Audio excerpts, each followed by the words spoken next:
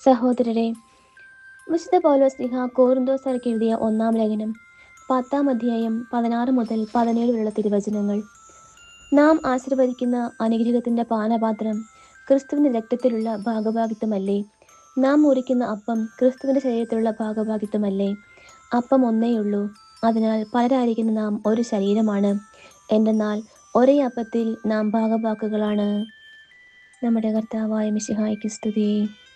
സഹോദരരെ, വിശുദ്ധ യോഹന്നാൻ എഴുതിയ സുവിശേഷം 6-ാം അധ്യായം 51 മുതൽ 58 വരെയുള്ള തിരുവചനങ്ങൾ.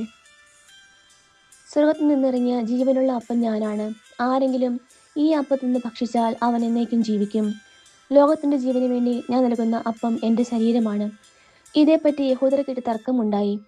തന്റെ ശരീരം നമുക്ക് ഭക്ഷണമായി തരാൻ ഇവന് എങ്ങനെ കഴിയും എന്നവർ ചോദിച്ചു.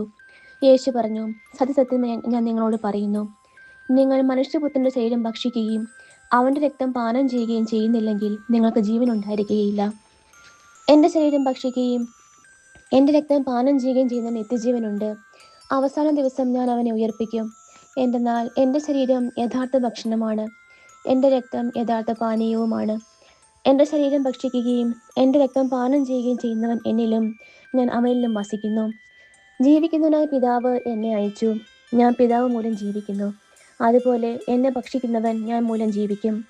ഇത് സ്വർഗ്ഗത്തിൽ നിറങ്ങി വന്ന അപ്പമാണ്. പിതാക്കന്മാർ മന്ന ഭക്ഷിച്ചു, എങ്കിലും മരിച്ചു. അതുപോലെയല്ല ഈ അപ്പം. ഇത് ഭക്ഷിക്കുന്നവൻ എന്നേക്കും ജീവിക്കും. നമ്മുടെ കർത്താവായ മിശിഹായ്ക്ക് സ്തുതി.